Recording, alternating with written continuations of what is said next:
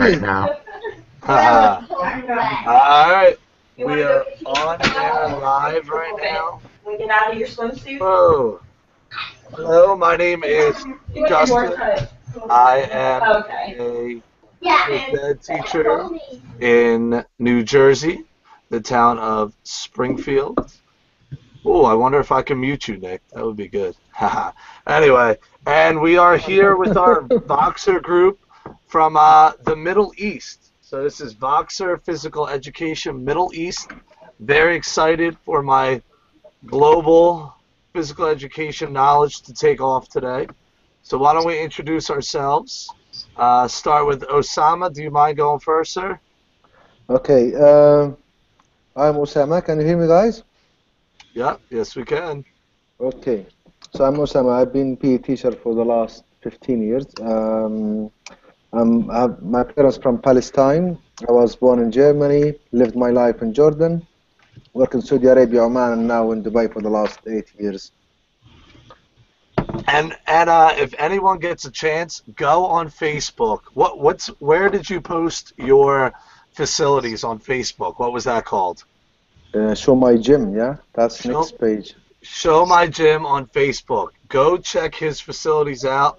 Every phys ed teacher will be so jealous of this man right there. Just phenomenal stuff. All Thank right, you. Adam, do you mind going next, sir? Hi everyone. Obviously, this is part of our voxer group. My name is Adam Laveau. I've been teaching for 8 years now. I'm currently in Saudi after 2 years in Shanghai, and I'm teaching K to 12. Nice. And Adam was kind enough to put a blog for us together to help myself and Nick and anyone else out there try to get our autocrat skills where they need to be. So I appreciate the blog. Was looking at the videos, and I'm taking my first baby steps towards getting that done. So thank you very much for that, sir. My All pleasure. right, Nick, you're up, sir. All right, now that I'm unmuted, Nice. hopefully I can squeeze it in before the chaos goes again. It's all right. We all have kids. We've been around them. My name's Nick Endlick. I'm in Pennsylvania, short distance from Justin. We're probably only a couple hours away here. I teach K to 6 health and phys ed, and this is my 10th year, all in the same district. So that's where I'm at. All right, so today we have some beginning of the year questions we're going to go over and hopefully figure out how we get our year started and learn a little something while we're doing it. So for question 1, it says, how do you establish classroom rules in the beginning of the year? So what do we do to really get the kids to understand what we expect of them and what we think is appropriate and not appropriate? Nick, why don't you go first, buddy? All right. I found the first few years that was probably the most difficult because the kids didn't know me. They didn't know my expectations. So probably the first 4 or 5 years is really kind of building that up. Now that I've been there for a while, really only have to mainly introduce it with the younger kids, kindergarten who's coming in. And I think it's an ongoing process, you know, as you go through your first few classes and, you know, just explaining those expectations as far as we don't run in and slide across the floor and roll around and making them realize it's not recess and free play and all that sort of stuff. But, you know, really after kindergarten, first grade, now I really don't have to do much. The kids know, and usually I question them on it and actually make them kind of come up with some of those things. So if a kid comes sliding across the floor, you know, I might ask them or ask somebody else, you know, why isn't that the best thing to do? Why don't I want you doing it? And usually they come up with, well, it's not safe. I could get hurt or hurt somebody else. And really, those are my main rules are for safety, to keep the kids safe. And if they're wearing nylon pants when you're sliding on the floor, that burns a hole right through those things. I'll tell you what. Very nice. All right. Adam, why don't we go over to you, sir? I'd like to picture you jogging over there. Was that a marathon? Yeah, that was a Great Wall Marathon in May. Nice. Yeah, obviously with me starting a new job, it's obviously a little bit difficult to go in and say this is how it's done, this is the way I want it. So I've gone in and seen what's happening. Seen what happened in the past. I worked with a really good co-teacher, and they seem to have their standards pretty much how I would want to teach anyway. They've got basic expectations already down. So now I'm just going in and tweaking a few little bits. But in my previous school, I'd go in at the start of the year and a quick PowerPoint, and similar to what Nick said, give them basic expectations of what I want throughout the year and stuff that they can be looking forward to, topics we may be looking at, etc. Nice. All right, Osama, can you weigh in on this? Again, how are you establishing your classroom rules and culture in the beginning? Okay. I work in IB school, PYP. In IB school, we have something called essential agreement.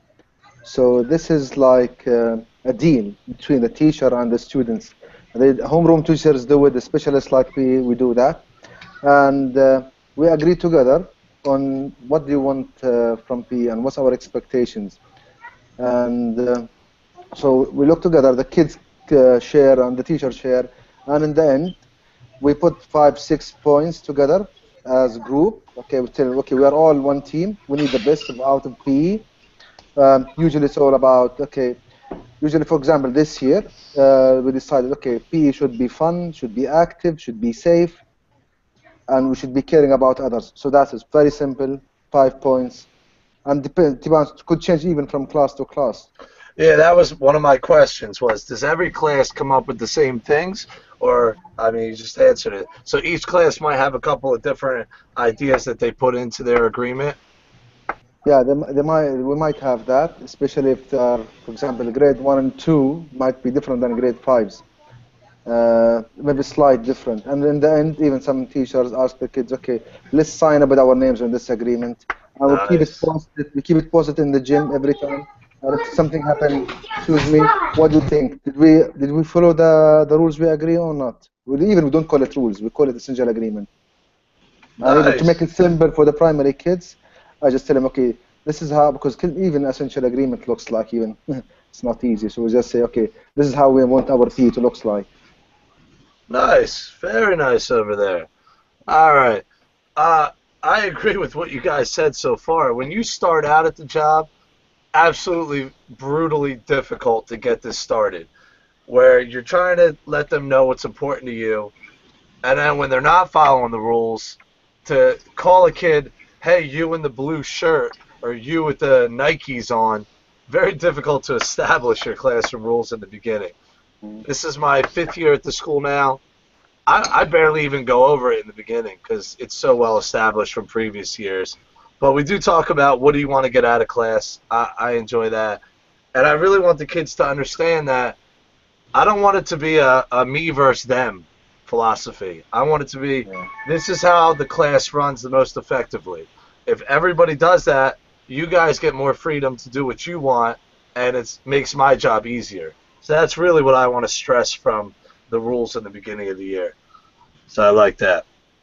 All right, gentlemen, here we go. Number 2, what are our goals for teaching this year? Every year we try to come up with some new goals. What are your goals that you're really trying to hammer? Obviously, we want the kids to learn the standards, that kind of stuff. But every year I try to choose something new, something that is a little pet project of mine maybe, or something I found outside that I say, hey, this is a cool idea. So this year, what are your goals? Adam, you want to hit us up first? All right, so where I've been teaching, the environment was a little bit on the tough side for trying new things. It was basically, you could only work with what you had, and the school wasn't really that bothered about PE. So it was tough in that sense. And now I'm in a place where I can start to experiment with my teaching, and they're all up for 21st century learning, and the district are really pushing 21st century learning. So I don't know if you saw, but I've just had a new TV put in the gymnasium. We did see that today. Yeah. So I'm going to be using that this week before we have a week's holiday.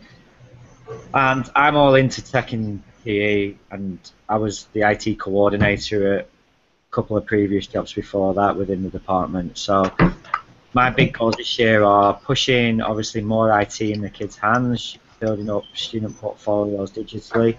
Also, we're going to be starting tomorrow some solo taxonomy work. So me and my teacher, the teacher girl who I teach with, she's looking forward to it as well. So we're hopefully being able to give the kids where they are at the moment in their learning and giving them more ownership of how they need to get to that next level. Very cool, very cool. All right, next up, Nick. Can you tell us what kind of goals do you have? This year, I mean, probably right now the biggest thing that I have going on is just to try and create better assessments for my students, but also even start to get more into creating that portfolio and kind of having more evidence of the work that the students are doing. The other thing that I started out at the beginning of the year as a goal, which I've already started to accomplish, is communicating more with parents and the community about what's going on within my program.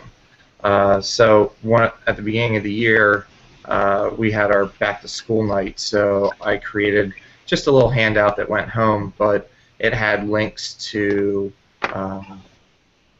a Facebook page that I created last year. And at the end of last year, I think I had, I don't know, 9 likes, 2 of which were actually parents that followed. And immediately following that parents' night and that letter going home, within like 2 days, I think I jumped up to like 30. Nice. Now I'm at 51. So I mean, you're talking almost a between 500% and 600% increase. Now, did you put the link on your website for the parents as well? No, see, nobody uses our websites. Okay. Because that just it seems strange that they have to get a piece of paper to go home to type in a link for Facebook when we could put it somewhere. Well, I actually attached it to a QR code. Oh, so genius! Nice move. Nice move. Went home. They scanned the QR code. It took it right to the page, and all they had to do was hit the like button. That's afterwards. Brilliant, right there. Way to get around that. That's awesome. Yeah. And then what was nice is that once 1 or 2 people started to like it, it started to pop up on other parents' Facebook feeds, and then they could search it and find it and go right to it and like it. So yeah, it was pretty effortless. Nobody really uses our website. As far as going and seeing my website, I haven't touched my school website in years because nobody ever goes to it. So that's why I created the Facebook page. And I'm actually having another goal is to get students to create more and have them take more ownership of the work. So I have students creating a website right now. So they're going through, and I have 1 student who's starting it, and then I have a total of 4. They're taking videos and writing all sorts, but they're going to run the whole thing. So hopefully in the next month or so I can get that up and running and out to parents and everything else to check out. Nice. All right, Osama, want to weigh in on this? What are your goals this year? Okay, this year I'm trying to, in personal way, I'm trying to start blogging. Well, Adam inspired me. I've been trying to do this for the last 3-4 years, but always hesitate. Okay, there's things, no, I'm not doing it. Why blogging? Why gonna even bother? Okay, whatever I want, I just find it on Twitter or just. Then I said, okay, no, why not? Well, just do it. Why gonna be scared of it? Just whatever I'm gonna do, just type, publish, go ahead. I started even today. I just done my first one. I didn't share it even with anyone. Maybe I share it with you guys on the chat now. Yes. Yeah, why not? So I'm trying also later is to get more people into Twitter. my colleagues, all even on Facebook. I had a Facebook page. It's called PYP. We are more than 200 people now in less than 1 year, trying to get more teachers on it. And from there, I tried. It's like, getting sweets to a small kid. Okay, come on, we're gonna do this. Okay. So get them on Facebook first. Get them, okay, tell them about Twitter and about Voxer, and then let them just find out. I just know about it, and then so this is for that. Then we're gonna decide maybe later about how we're gonna take this one more step forward. Okay, I'm gonna do Piplic, or now there's a new initiative now. It's called, I think, Visit Summit. Do you hear about that, guys? Yeah. Yes. Yes. So yeah, so we'll then find out in which way we're gonna go. So we're just gonna give it a time, and then we'll look what is the best for us. Okay, where we're gonna take this forward. Nice. Yeah. Osama, I'm right along with the blogging thing. In the beginning, really, why do I want to blog? Who's going to read my blog? Why is it important? And then the more you see on Twitter and everything, writing is very important skill to work on and share your ideas. And Twitter, you get 140 characters. Voxer's cool to leave your message, but once your message is gone, nobody's going back to check your message. That blog, once you put it out there, it stays there, and you could always reference it again. So I do like blogging. That was one of my goals, to answer the question, was to get my kids blogging this year. And really my overall goal is for my kids to realize about being a global citizen, how they're really just one small little speck in a sea of the world out there. So we went to the Site Kid blog, started our blogs for my sixth graders, so 11 to 13 years of age. I know Nick has his kids starting that as well. Yeah, and they this went, week. they did a basic About Me blog. 3 paragraphs. I gave them 16 questions they could choose from, or they could make up their own. Just what does the world want to know about you? Just put it out there. Next thing I know, on Twitter, Pernil Ritt puts out a thing, and she's like a big Twitter person in general, about, hey, does anyone have a classroom blog? My kids want to comment. So I sent out my thing. Now her kids are commenting, and they're from like Wisconsin. And if I could get Osama's kids and Adam's kids and even Nick's kids to comment and start a dialogue back and forth, suddenly we're talking with kids in another state, another country, across the world. It really does shorten the world up for the kids. So that's one of my goals, is really for them to realize, that we're all connected in one way or the other. And the best way is to find out what's out there and connect with people. So Sorry, but how the kids use the blog, and so they went to kidblog.org, and I had set them up with accounts, and then they each wrote their own blog, and the first blog is the About Me blog. So if you go to kidblog.org and look up my email address, which I posted on the side here. Yeah, but even I've been there, but there is no even a place to search books. It is. If you go to the site, it'll say sign up, or it'll say, I believe on the top Sign right, in. it'll say log in, and and then you can hit that, and it'll say search for class. And if you put my email address in, you'll see the search for the class come up. I'm pretty sure that's how you do it. Yeah. And then you hit that, and all the kids in my class will show up that have posted it. And it gives you the reason why I went with KidBlog. It gives you a lot of control over what's posted. You could even control what's commented to the kids, where it can run through you. So it's really, really good. And it's my first year doing it, so I'm going to make a lot of mistakes. And we figure it out as we go along. And I'll take like the first 15 minutes of my phys ed class, and then we'll go over it, and then we go right to the gym. So it does take a little time away from the physical movement, but I do feel like it'll pay off tenfold once it starts to get rolling. So the kids, what do you use this? Is it like a portfolio, or?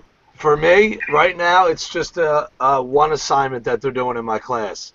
I didn't put it towards a portfolio. I didn't put it towards anything else.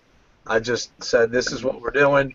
we set it up and then we did it. It'll go towards their grade for the market period, but that's about it. I haven't done anything more. Why? What are you thinking would be a good idea to do with it? I don't know. It looks like maybe it's good for portfolio. I'm trying to read even like one of the kids' things in here. He just write a comment about what is it about. This is which grade is this? This is my 6th grade, so the kids are 11 to 13. Most of them are 11 or 12. Oh, okay. No, so it is translating because no, I'm teaching a primary school, so I cannot find how this is gonna work with my kids. But And it is good. Yeah. How old are they? Okay, so grade 5 is the top of the primary, which is gonna be 10 years old. Yeah, 9 to 10. I mean, my 5th grade could do this, I would think. And again, I would just set it up real easy with, this is a little bit about me, and then on Twitter, go out there and say, hey, who has a class blog, and have your kids read the other kids' blogs so they get a little knowledge of what's going on in the outside world. So it doesn't have to be anything like real heavy. I'm not going to go crazy with it. But I definitely want them to see once they write their blogs, like if once Nick Kids get up, and Nick Gordon in Wales, he's going to do it, so they'll get a different perspective. And I really want the kids to see when it's like, what do we like to do, or what is our favorite sport, to kind of compare that and be able to have something to discuss and see that people are basically the same no matter where they are in the world. I mean, we have a lot of the same likes and interests. And, But you know, and some of the differences, you want to find out what they are as well. But is that part of the PE curriculum, or is it? It's part of the 21st century learning, which falls under the curriculum of the whole school. So anybody can do it. I don't have it specifically in mind, but the whole school should be using the 21st century as well as their specific subject curriculum. Yeah, and one of the other things too that it ties into, and I know Justin, you guys are probably the same way, but for us in the States, the big push is the Common Core standards. All right, and the Common Core subjects are going to be like math, science, language arts, that sort of stuff. And they really look to, in some districts and states more than others, really are making a push for integrating that curriculum into other content areas. Because our evaluations are even, and not so much this year, but more in the upcoming years, are going to be tied to students' standardized test scores in these areas. So I know my superintendent and other administration have, hinted at, how are you integrating these other content areas into your curriculum. So this is one way that you can do that. For me, my 4th, 5th, and 6th grade have health once every 6 days. So I'm using it as part of my health class, as opposed to in my phys ed class, just because it meets up. So when we talk about first aid, which we're doing now, they might do a quick blog post at the end about first aid, and that might be more of even an assessment piece as well for me in that part. It might be a little bit different for Justin, but that's kind of how I see using it in my classes. Yeah, my superintendent is big on the nonfiction reading, so this will fall right into there, the nonfiction writing, and they're always talking about cross curriculum. So for writing, you can't go wrong with any of those. Adam, anything to add in, sir? Yeah, I was just listening, and my superintendent, we've got 3 goals this year: literacy, 21st century learning, IT, and collaboration. So they're the 3 district goals that they're really pushing this year. So the literacy, there's a lot of writers' workshop going on throughout the school. Mm-hmm. Collaboration, obviously, between subjects, between staff. I'm trying to basically bring in, my head came to speak to me about the literacy within PE, and I said, no, I want to push forward, because he was on about physical literacy. I said, no. Nice. our kids are English as a second language, so I said I want to push the literacy within lessons. So me and my co-teacher, we've been looking at ideas on how we can push literacy. I saw an idea the other day that we're going to start implementing this week, where we're going to put keywords on the board. So we've already got a keyword board for PE. Nice. Word wall. Really. Yeah, we're going to stick on letters around the gym. I saw someone's on YouTube. You stick the letters around the gym, and the kids have to run and tag the letter to spell the word. Cool. And then That's a neat idea. Yeah, that's a really good idea. So we're gonna try different things like that, and obviously with the Bloom's taxonomy, that are taking a little bit more ownership with the writing, so they're gonna have to. And we're also doing a bit of reflection with the older kids, using Google Forms, so they're having to reflect on results or peer or self-assessment after each unit. Nice. Osama, what do you do with literacy in your class? Okay. Not To be to honest, put you on the much, spot. yeah. Yes, you did, yeah. You want me to come back to you? Yes, go ahead. All right, Nick, are you ready for the answer? Because this just Yeah. popped up. It wasn't one of my pre-written questions, but Adam went along with it, and I mean, I love it. I love wanting to. I love cross-curricular. How can I take what the classroom teachers are doing in my class? How can we support each other across the board? Because we want them stopping their teaching every 20 minutes and doing an exercise, right? So why would they not expect us to do something of their subjects in our class? So what do you have for us here? Yeah, I started a few years ago doing this, and I usually go to them because it changes from year to year, but we have trimesters, so about every, I guess it's 60 days, and that's recent for us. But I asked them for and we're standards-based report cards. Yeah. So I asked them what the standards are. Can you explain real quick to people what standards-based report cards are, what they look like? Yeah, so it's more of like it's almost like a checklist. Okay. So in the first trimester in kindergarten, they're going to focus on counting by 1s to 20, and then so in math they have maybe 3 or 4 different standards that they're going to teach in that first trimester, and then in writing they're going to have another 3 or 4. In reading they're going to have another 3 or 4. And those individual standards then will get graded. So although a kid, maybe he can read exceptionally well, but his writing isn't too well. He doesn't write real well. But basically how it works is 1 is the lowest, and then 2 is below average. 3 is, for us, 3 is meeting that grade level outcome for that semester. 4 means that they actually go above.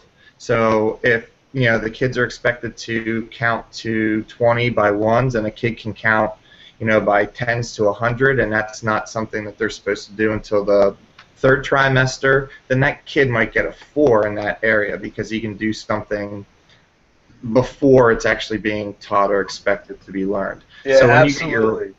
So when you get your report card, it's not an A, B, C. It's not a O for outstanding or N for needs improvement. It's a 1, 2, 3, or 4 aligned with each of those standards. So if the kids got a 3, they met the full standard. That's awesome. They're right on level, exactly what we want. Those 4s are so above and beyond, and we try to give them opportunities for 4s. But if they don't get a 4, that's not like they did anything wrong. They just didn't show that they went so above and beyond that they deserve the higher score for that. All right, so back to the literacy, sir. Yeah. So for me, what I do is I get those standards from the teacher, what they're working on during that semester, and if I can fit anything in, then I do. So math's very easy, especially for the younger kids. I have them, instead of doing 10 jumping jacks and we count to 10, I have them count by 10s to 100, or count by 2s to 20, backwards from 20. So all that sort of stuff is something that I already have them doing. I just meet whatever they're being expected to do within their classroom. So obviously, as they get older, second grade, I have them counting by hundreds to 1,000, or skip counting by 2s or 5s, different things like that. So that's one.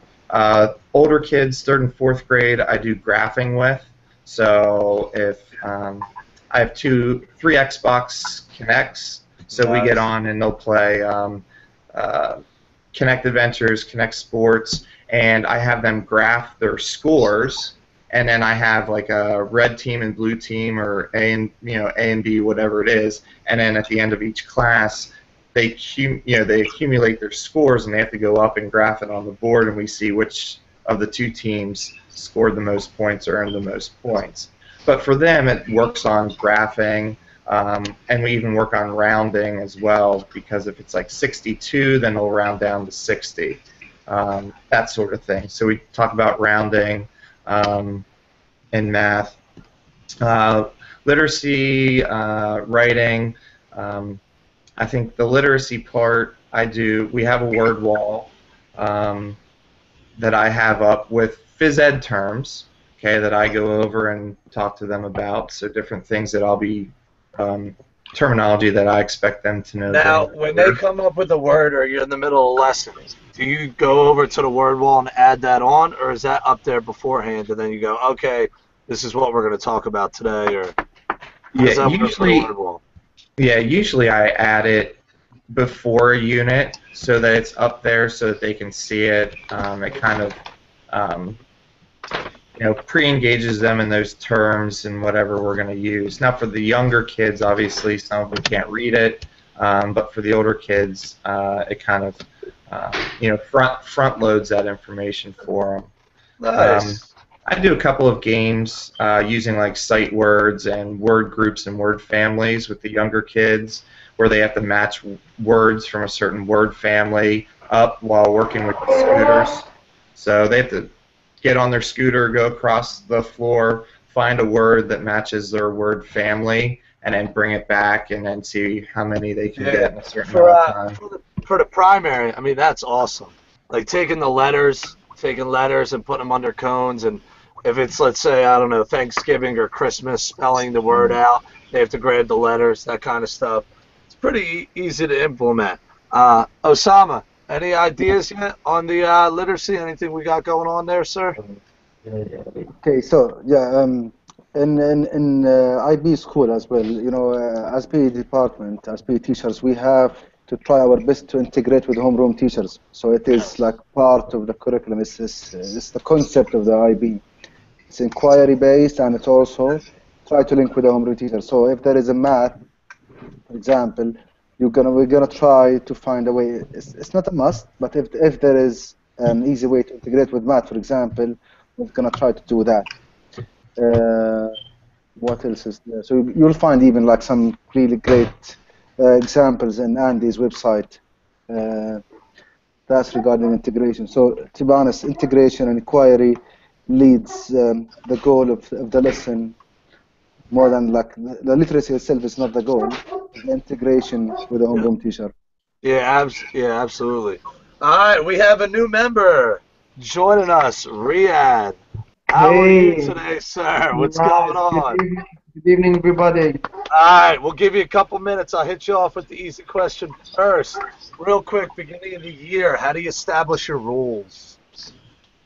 So really, I like to, when I'm setting my rules, I like to participate the children's or my students, putting them, because when you have like a goal or something, when you share to the students, I feel that they commit more to the objectives. So usually I do vote or stuff like that with the students. Nice. Yeah, Osama had talked about he comes to an agreement with his class. They come up together and they make a list of expectations and rules, which I thought was cool. It's looking like that. All right, next up for you. What are your goals for teaching this year? This is quite the broad, big question over here. What are goals? We talked about every year we have the regular goals of we want to meet the standards, we want to improve physical fitness. Everyone could agree on those. But what outside goals are you bringing this year that you didn't have maybe last year, the year before? As I mentioned in the group, this year I'm working a little bit out of like physical education teacher. I work as a fitness trainer inside a school. So I think my working group, my working objective will be like losing weight. I have a bunch of students, and I'm trying to just drop some of the weight. They have extra weight. So this year is a little bit different. It's not that like the old years. Now, Like are you a phys ed teacher in the school, or are you hired just as a fitness trainer? no, we are fitness trainers. We don't like we are like 40, 50 fitness trainers inside the indoor school. All right, so when they come to you, they're coming there to exercise. They're Yes, we are doing just exercise, but like the exercise is like we are going to physical education class. But it's little bit that I mentioned before. I'm using built-in, the heart rate monitors. I'm using. We have a big gym. I'm using swimming. There's many different kind of activities I can do with the students, and especially because they are overweight, we have to deal with them in specific more details than the other students. all right. So with your teaching, you're more into how are they using their bodies versus improving their throwing ability or catching ability or the other stuff. All right, Yes, indeed. love it. All right. Next up, do you use literacy for anything? Uh, no, not really. I mean, But it's a little harder with fitness than it would be, when you're teaching a phys ed class because the goals don't match up as well. But yes, indeed. you would have to come up with a fitness letter game or something, something like that. Now, how much with your approach is straight exercise? How much is game based? What does a typical lesson look like? Yes, I always need to modify the games because as I mentioned before, they are overweight. I have to modify all the activities like to improve to move my students to move faster, to try to burn up some more calories. I'm doing like a physical education class in a fitness course. I don't know how that's all mixed up, but I'm trying. Well, I'm trying to. it's I'm funny because a trying lot to. of phys ed teachers are now switching over to the fitness model, where we're getting away from a lot of games and standing around to now moving all the time. And I mean, the first 8 minutes of my class is straight fitness stuff. So it goes hand in hand, a lot of the stuff. And when you talk about lifelong activities, that's right up your alley. All right, Adam, over here. What technology are you going to implement that's new? You got this new TV? Well, a new TV. What are you bringing to the class this year? What's new for you, sir? I had a grade 11 student say to me, what day are we? Thursday, why are we using all this technology in PE now? Yep, absolutely. I was like, And what why, was the response? why not? Fair enough. Fair enough. No, so obviously I took in my Apple TV and I'm plugging that into the TV so I can beam up from the iPads so we can be using Coach's Eye, we're using BAM straight onto the TV now. I'm going to be using the iPads for 3 rings, and I was saying to you, a few of you before that's the idea. We were taking so much video and photos of the kids just in the space of a week, just trialing it. That it's so good how it will tag it all, and then when it comes to parent-teacher conference, we can just either go to the kid or go to the grade, and they can see exactly what they've done throughout that unit or throughout the year, etc. All right, so 3 ring, I'm taking photos, I'm taking videos, and then I could put the kid's name on them, import them to 3 ring or export them, whatever it is, and then it's always there. So instead of using up all your room in the Google accounts, it's saved under the 3 ring. Yeah. All right, very cool, because I know very little about it. All right. And one cool thing about 3 ring is you can use it without Wi-Fi or connection, And when you do get connection, it'll automatically upload everything. So you can still use it even if you don't. So if you're outside on the field and you don't have Wi-Fi, you can still use it to capture everything. And then when you get back into Wi-Fi, it will automatically then upload all your stuff. So very cool feature of it.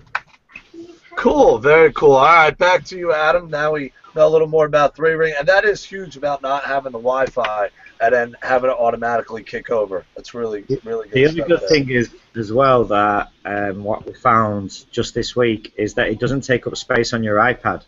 Yeah, So, yeah, because we only have 16 gigs. I mean, those videos they suck their memory up pretty quickly.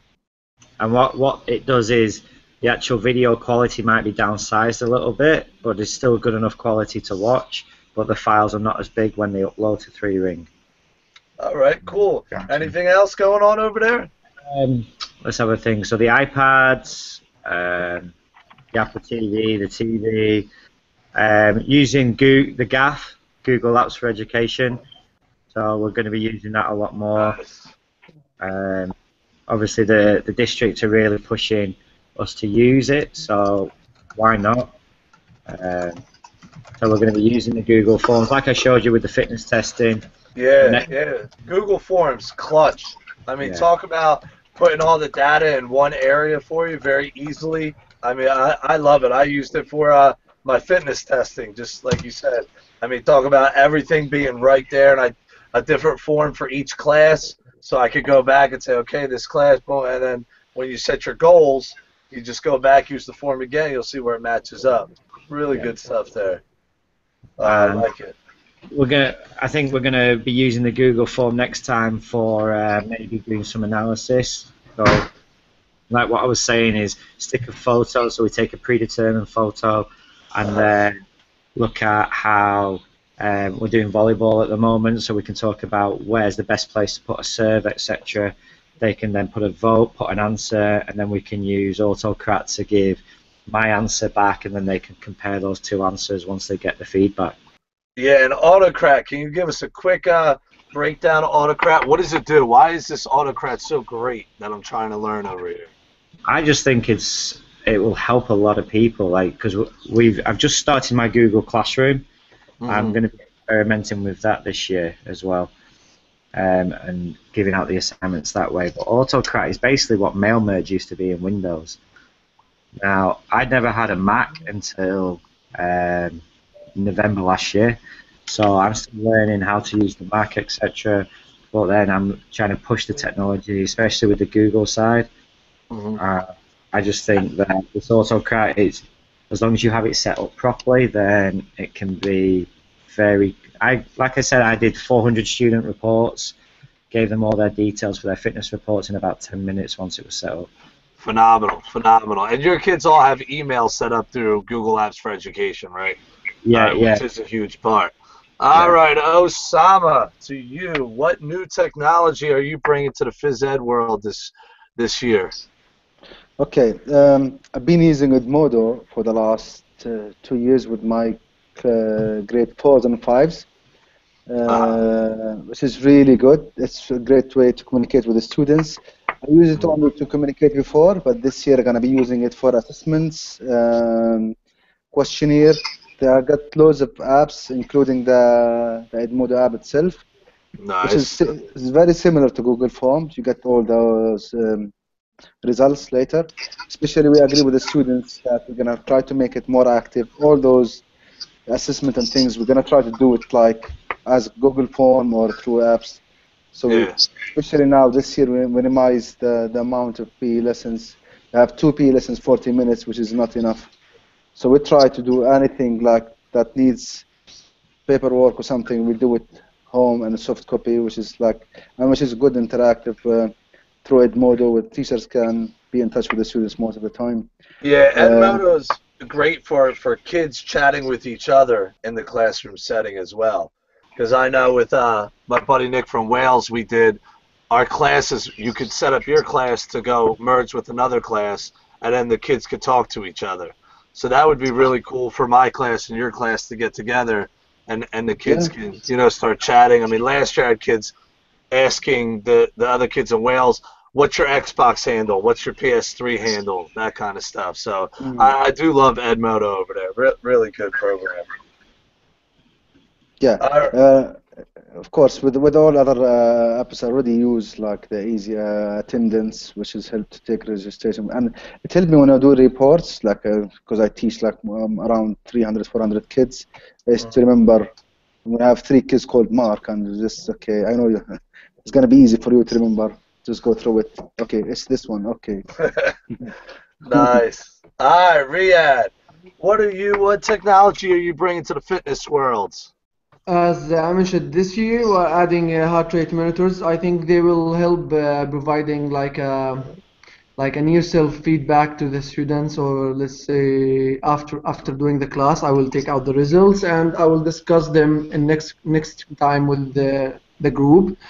I think if I could have like a videotape or cameras, so I can provide like visual feedback, they will know like if they are really doing the correct moves. Like sometimes the students are like messed up. They Mhm. need to. We're talking like in fitness, especially like I'm working in UAE. You can notice that some of the students are late to coordination. That's really big major problem. So I'm concentrating this semester on coordination. Nice. So maybe I will get some cam and videos, and we can feedback my students through these things online or Now, streaming do them you in a have special a class. do you have a TV or a screen in your gym, in your area? Yes, yes, I have a TV. I have a big TV. I have data show, and I have like in the whole studio for aerobics. I can just set it up, but I just have to manage to get the cam. Now, with the heart rate monitors, will that do the ones you have, will that push their heart rates out to the TV so they could see them while they're exercising? Yes, it's got to be available, but usually when going like if we have like a treadmill class, and there's the treadmill class can read the heart rate monitors some of the time, and maybe this year we will get the watch with the heart rate monitors. The Nice. watch is good, Yeah. so they can read the signs, like if they are hitting the training zone. But usually it's like we have 4 classes in a week, so they are already benefit from the classes. I can tell by the way are dropping. Oh, nice. Now, when you go over the heart rate stuff, are you going over target heart rate and max heart rate with the kids as well? Yes, indeed. We are targeting them, but it's little bit in like in the class and individual cases. If I have like an individual case, I set it up, but I'm using like the whole group together sometimes. Nice. All right. Is there anybody I didn't get to? Can I just go back Uh, to that? Have you got sure. Bluetooth heart rate monitors? Again, sorry, Adam, I didn't hear you. Have you got the Bluetooth heart rate monitors? Have I? Have you got the Bluetooth ones? The heart rate monitors? Are they Bluetooth? Uh, no, they are black. Okay. Because I don't know if you've seen Justin and Osama, but the Bluetooth ones where you can hook them all up to the iPad. Yep. Interesting. Because I was at the conference in Finland in the summer, and Polar came down to the conference and they showed us the software, and it's pretty neat. You can beam up all your kids' heart rates up to the system if they're Bluetooth. So you just need one iPad, and then obviously the Bluetooth heart rate monitors, and then every kid can be seen on one screen. Yeah, which I saw. Nice. Who is it? Mr. Robo? Is that the guy's name from Jared, Australia? Yeah, I mean his gym with technology is just out of this world. I looked at the 10 things you could do with a projector that he put out on YouTube, and really, Mm. really great stuff. I mean, I love it. I need to get more into that. All right, here we go. How do you change lessons or units from year to year? So let's start with Riyadh. Again, the sound is not clear. I can hear myself. There's an echo Yeah. now. All right, try it now. No, that's not it. Hold on. Let me mute him. All right, try now, Riyadh. Yeah, that's good now. Again, can you ask the question again? Sure. Yes, sir. For us, how do you change your lessons from year to year? So what do you do from what are you going to change next year? I guess what did you change this year from last year? Nice. Like the varieties that in my plan, the whole semester is like set up with four main, 5 or 6 subjects. We have like aerobic classes. I doing treadmill classes. I doing basketball, volleyball, soccer, and sometimes for extra time. Like it's really flexible. We don't have like a management to follow us. There's no need for written plan to do. You will take like we have a coordinator, and he will set up with the 40 or 50 coach and or physical education teacher and tell them what they have before like a week, and you have to prepare you like yesterday last week I have like aerobic class, I have one football class, I have one mini game class. Nice. So I prepare them before in a week. There is no annual plan for this thing. Cool. And So every year it's different. yeah, it's really mixed up. You will have a bunch of area. You will have a free space of area, and like you can do whatever you want inside that place. So it's flexible. It's not like physical education. I wish that it is, but it's more like fitness training, but for special students groups. Cool. All right, Adam. So how do you change your lessons or units from year to year? Or do you not change them? I just changed jobs. Ha I'm joking. No, I try to keep a record of stuff that I've done before, and I try to reflect on the lessons, and then I always try to experiment and try and push the boundaries a little bit, try and do something that's a little bit different. And if it works, great, I'll use it again. If it doesn't work, then guess what? I don't use it again. Now, do you take notes on your lesson plan? Say that again. Do you take notes on lesson plans? How do you know to change? Yeah. I try to write a little reflection whenever I can. Nice. Osama. Let me see. How do I'll mute myself. Don't worry. Let me see if I can mute myself here. Okay. So what was the question? Aha, there we go. So, how do you change lessons from year to year? I'm gonna put you in mute now myself. Wait a second. Okay. Here we go. Yeah. So we try to change as much we can, but there's 3 things that we like is controlling us more than changing. First thing is facilities, especially with sharing. I know we have great facilities, and maybe you show guys you see it yourself. But when we talk about the indoor one, the gym, we have one gym for the whole school, and which is make it really hard, especially in the hot seasons, that we're gonna be in indoor. So that's one of the things that hold our hands how we're gonna run the curriculum. And the other thing is the timetable setup. That also leads the curriculum sometimes. So sometimes we are forced to do swimming, and the time we try to integrate with the homeroom teacher. These are the few of the things.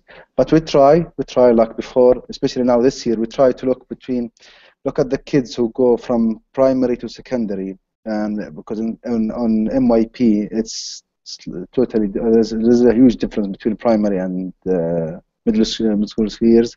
We try to have like a vertical view of the curriculum, so the kids continue with that. Plus, of course, the horizontal one.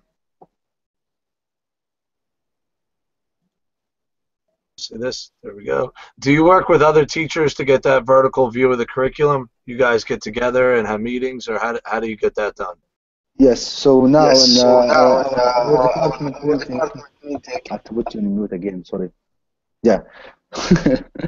Okay, so we meet. We have a PE department meeting every week. So one week we make it the whole PE department. The next week is primary only. The third week is only secondary.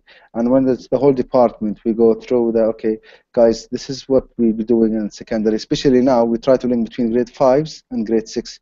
So that's our goal today, especially when we talk about games specifically this year. So the kids they don't lose the link, okay?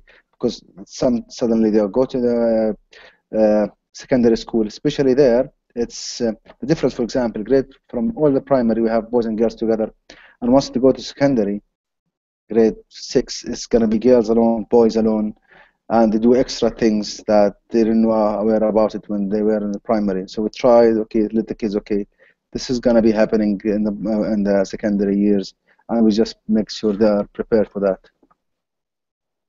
Do you agree with the gender split? Me myself, yes, I do agree. It's make a huge difference. I've been even asking my students, always I like to ask them, okay, what do you think? Is it primary better, or is it do you miss primary, or do you think secondary is better? What do you think about uh, splitting gender? So especially the girls, you will see them more active when they are alone, and the boys are more competitive as usual. All right, last question before we get out of here. What outside collaborations will you be participating in? So how are we going to go outside of our school? And what resources are we using? Skype, Google Hangouts, blogs? What do you have going on that you're going to bring the outside world together? So why don't we start with Adam over there? Okay, so I've decided this year to obviously start blogging. I mean, Osama briefly chatted about blogging. That's something that I've wanted to do, but just never seemed to have had the time, and now I've got that time. So I'm going to try and start publishing some of my ideas that I'm doing, or just what I'm doing in lessons. So it's a bit of a reflective log more than anything. I've been on Twitter now for 2 years, and probably longer, but I never used it for its full potential. And I have to thank Mr. Mike Macmillan at PE with Mike for getting me into that when I was working with him in Shanghai. So Twitter, blogging, Facebook, anything. I'm going to try and do as much as possible to get. I've got to push 21st century learning within the district, within the school, and I know the superintendent came around 2 weeks ago, and he was seeing that I had the iPad up on the tripod, and we just had the BAM, the video delay, and the kids were doing the basic movements of a bounce pass in basketball, and they bounced pass, and then the kids went round, 15-second delay, they watched it, and then we just left it as a station, so everyone kept rotating. So I'm just going to try and publish ideas, test new ideas, use YouTube a lot, teach myself, and hopefully collaborate with you guys on Voxer and on here. Yeah, amen. Osama, what do you have for us? Okay, so this is regarding again blogging. Sorry, good one. Wait, 1 second. How can I mute you, Justin? Good. Okay, yeah. So first thing, again, blogging. They're gonna be even cheating, looking at others, and reblogging also as well. Getting more ideas, sharing things I've been doing before with the kids. More on Facebook. Try to extend the Facebook page I have, P and PYP. Get more people on Facebook, then into voxer. Using technology is I've been using technology for a long time. Trying to get more of the apps. I have an idea more about it from the PE Geek that I done the workshop with him last week. Really good new stuff. As you said, the video delay, Arosma, and try to get the new app. What is it called? Similar to Edmodo, but the good thing is about it, I think, is that you get all the stuff. I think it's called Dojo. I'm not sure about it. Class Dojo. Yeah. So that's it. So last one over here, Riyadh. So, how are you Yeah, getting the outside world to connect? How are you getting your kids? And does this even I apply to you? yes, I think try to find interactive community, especially with the students. Like if you like open that door, like in class, there's not enough time to do these things, but when going online or on virtual world, you can interactive with them. You can interact, ask them about if I provide them with my Facebook, they will give me a close feedback. Sometimes you need sometimes feedback from them because setting goals, especially we talked about changing the class before 5 minutes. Like sometimes I think we have to ask the students or we have to discuss with them that what's the types of the activities that they like. If they know some of certain of places like they are good, like most of Arabs like football, which is soccer, and you know it. But I will try to use that's thing to communicate with them. Try to establish like a new life rules. I will see if that will help provide them with extra information, questions, stuff like that. So, we have Mr. Enlick, you are back. Here's the question. How are you getting the outside world connected with your kids? Or how are you connecting your kids with the outside world? All right. So, yeah, sorry about that little break there. Um, well, you touched upon it earlier when we were discussing our kid blog. So hopefully that'll kind of get them out there. Last year I did a mystery Skype as well. So my sixth grade class did a mystery Skype. Um, and that was with Adam Metcalf, which if you don't follow, you should follow on Twitter. So he he actually has him and I worked it out with our schedules to meet up. We just kind of did your traditional one, trying to figure out where each class was from. Now his kids were a little bit older, and his school's actually it's a gifted school. Um, so we kind of structured ours a little bit different, just so that uh, it was a challenge for his students and for my students. Mine were a little bit younger. I did pick our higher class, but it was pretty fun. They all had their own jobs, and they kind of signed up for jobs, and I shifted that a little bit to make sure I had the right people in the right position. Can you real quick tell everybody about what is a mystery Skype? Just a quick overview in case people don't know. Yeah, so as teachers we connected, and then the students get on, and basically we had kids who were the researchers, so they're the ones trying to come up with the questions, and they were asking where. So who's got their volume up, getting feedback. So they were asking geographical questions. So are you along an ocean? So that would eliminate certain places. Seasons, or are you near a lake, or different things like that to kind of narrow down where they were. And for us, we were basically getting to what state we were in. So we had kids who would ask the questions. So our researchers would come up with the questions to ask. We had runners who would run the questions to the question askers. They would get in front of the camera, ask the question to the class. Then we had question takers. So we had another group of kids who got up in front of the camera who would answer the other class's questions. The runners ran the questions back and forth.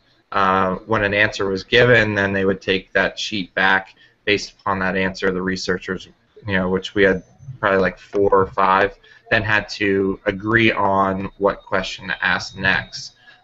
We had kids who were videographers and photographers who were taking pictures and video, that sort of stuff. So we had jobs for everybody. Yeah, the mystery Skype is very, very difficult to set up with the class. I've done it before.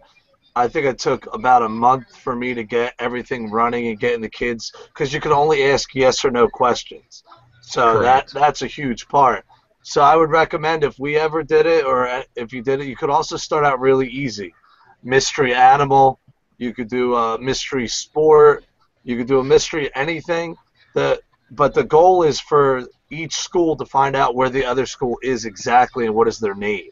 So you don't know anything going into it. So by yes or no, you would start really big and then work your way down. Like maybe are you on the northern hemisphere? If the answer is no, then you cross out everything on the north, southern hemisphere. It's quite a daunting process, but when it comes out at the end, it's really educational. All right, sorry to interrupt, Nick. Yeah. Want to Yeah, continue? no, I mean the kids did a great job with that. So I'd like to do that again this year as well. Like you said, the hardest part is matching up with times, meeting class times, and matching up with other people so that those times meet. But that's done behind the scenes. That's one way. Hopefully, again with Kid Blog, we can do a little bit more of it and get them connected where we don't have to, um, meet at a specific time. Yeah. Um, And that's why Edmodo is going to be clutch, because on Edmodo your classes can join and they can chat. So anyway, sorry about that. Keep going. Yeah, I think another way, and I've had this idea but don't know exactly how it would work out, is you could almost do a mystery Skype, but an ongoing one in which it's not actually live, where videos are recorded, where questions are asked prior to, and then the question's posted, and then once it's posted to a common site, then the next group can reply to it. So like, if Osama and I did it, our times wouldn't match up where our kids are going to be in school at the exact same time, but we could do it where it's an ongoing, and you don't put necessarily a time frame on it until both groups actually get that answer correct or figure out where the other school's located. So that a thought I've had, but I'm not sure how well it would work. Kind of like a male chess game. Remember when they used to mail the moves and then work it? So I think it would be good. It'd be a little slower, but definitely more doable, especially when you're reaching across time zones. Any other ways you're getting outside outside world into your kids' lives? No, I mean we're like I said, that the Facebook page that I created too. I'm starting to get relatives of families joining and seeing. So it could be like parents or grandparents. I have like one or two grandparents that I don't really know whether they're in the state or not or live nearby, but just even exposing them that way as well and getting them to create. Hopefully through our website we'll be able to do it, because hopefully we'll be able to open up and other people outside our community will be able to come in and see and hopefully connect them that way as well. Cool. All right. So for me, I talked a lot about Kid Blog, talked a lot about Skype. We Skyped last year for Riyadh. I've done fitness Skypes where 8 kids or 10 kids are all planking. Your kids are planking, my kids are planking. We say, ready, go. One by one, they drop out. The winner is the winner of the Skype Fitness Plank Challenge for that group. So I've done That's a that. great thing. Yeah, I mean, obviously, nice, the Skype dance off. Who would be the judge for that, Adam? Oh, that's funny. I mean, well, actually, there are quite a. I know Adam, or not Matt Pomeroy, and who was it who did it in the UK? Gosh, what was his name? I can't think of it off the top of my head, but they did it as well. But their students, they did kind of similar to what I was saying. They had theirs was actually live, and one group would have like a rubric, a card, and then the other one, so they would actually judge each other's dances. So that'd be cool. Yeah, it was pretty neat. Who was it? Tate. His last name's Tate. Tait. I forget what his first name is, but All right. Yeah, I mean, I love John that Tate. idea. Really, John really Tate. cool stuff. Yeah. We talked about the blogs. We talked about Edmodo. Osama, I definitely want to get your class on Edmodo. I could get a fifth grade class on there. Let them chat a Yes, little bit, even if it's just simply, this is a class from Dubai. You know, talk to them, ask them some questions, find sure, out, what Dubai's like. We always hear how opulent it is over there, and how over the top everything is. It would be cool to mm, get the kids' perspective of what they seem as normal versus what your kids see as normal, different stuff. sure, We talked about Google Hangouts. So pretty much any way that I could collaborate outside of the classroom, I'm going to try to find. I've done a Skype where my kids taught another class a game. I thought that was pretty cool. So if there was a game, I thought, hey, most phys ed teachers or classes aren't going to know this. I had my kids teach the other class the game. So that worked out really well. mm, And I actually got evaluated on that lesson on a pop-in. I didn't really plan it. It just happened.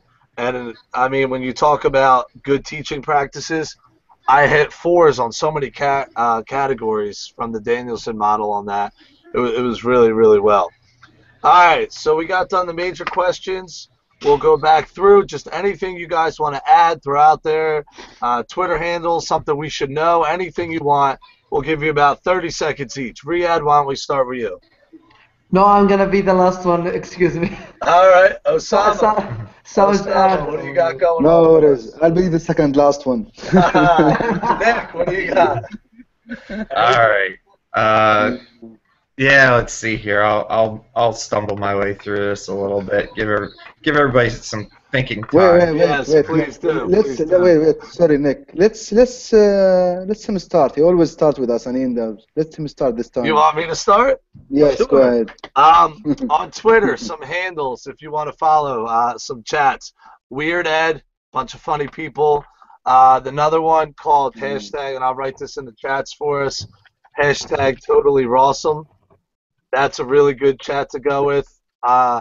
Another one is Slow Chat Ed, which is a question of the day. I love that chat. It's instead of the Twitter chat that hits you off with an hour, 8 questions, 6 questions, whatever. Slow Chat Ed, question a day. Really, really cool stuff. You get interactive different subject every week.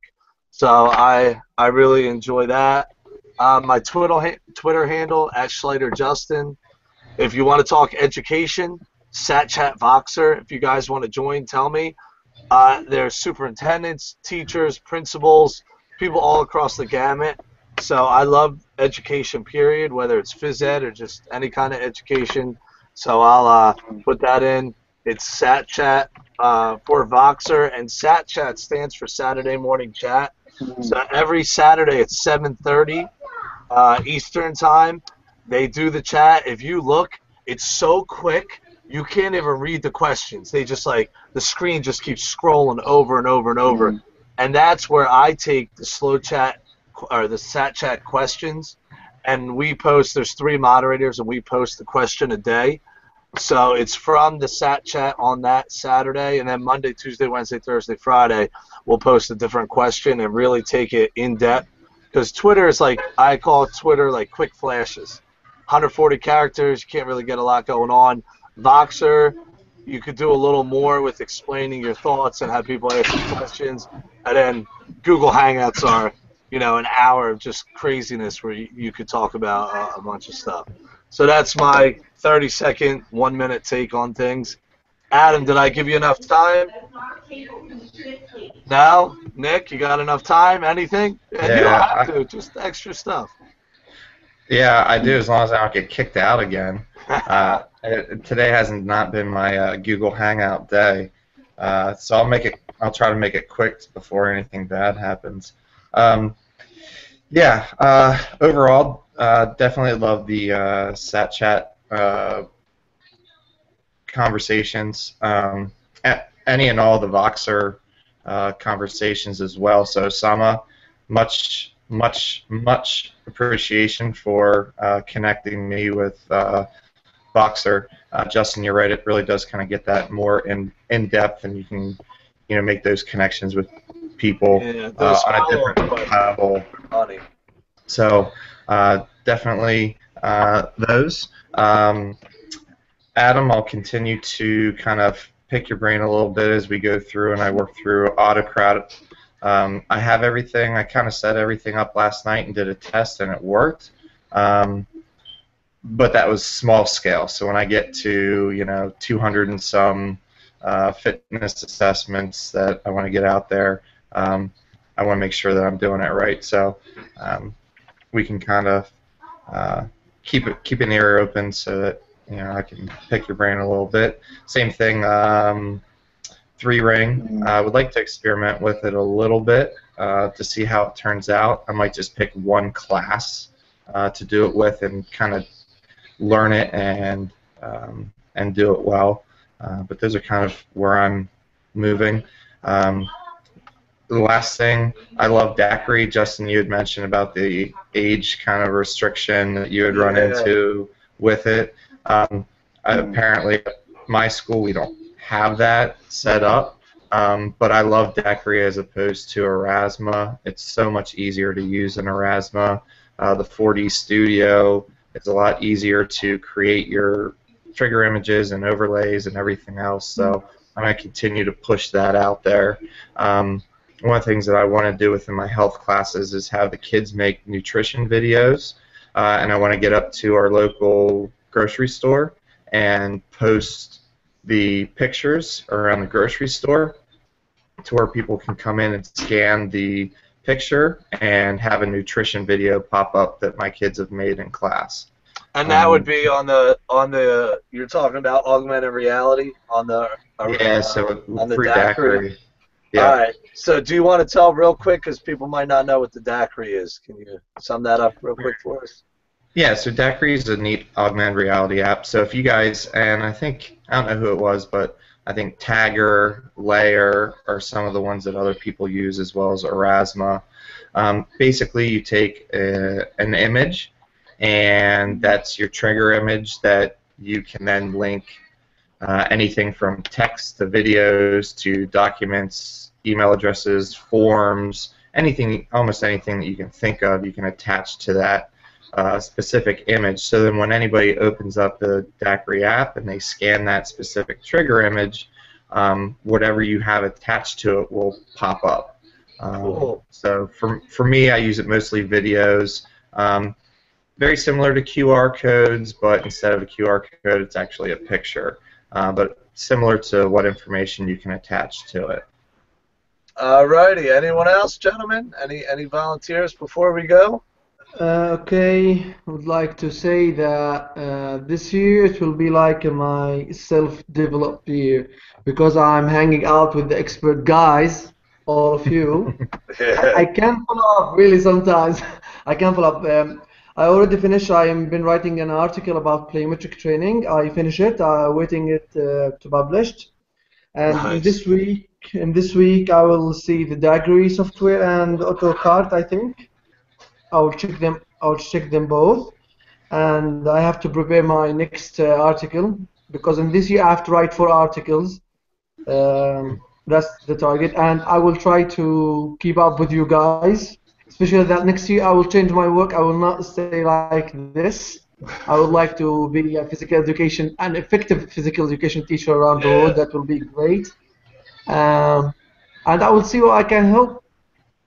Nice. Very good. Anyone else? Make sure you share those articles with us too whenever whenever they come out. So if you can, Sure. share a link or whatever to it so we can check out what you're doing. All right, all right. Anyone else? We are going to end it, and hopefully I can find the link where this is on YouTube, and we can get this done. All right, gentlemen, I appreciate your time. Thank you very much, and let's do this again next month. All right, have a good day, guys. Bye.